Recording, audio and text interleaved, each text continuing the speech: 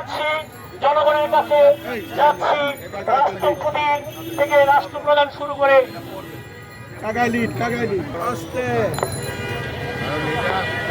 যার যার ব্যবসা করবে, কিন্তু সেটা নিরাপত্তার সঙ্গে নিরাপত্তা এই দেশটাকে ৫৩ বছর কম না, সবাই কাজ করবে, কাজেরও একটা মানগত গুণগত এই বয়সে একটা ছেলে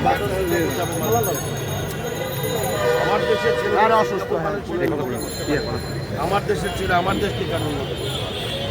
এদেরকে কষ্টের পর নাই, আইনের শাসন নাই। এই যে কষ্ট করে উপার্জন করছেন, এটাও দ্রব্যমূল্য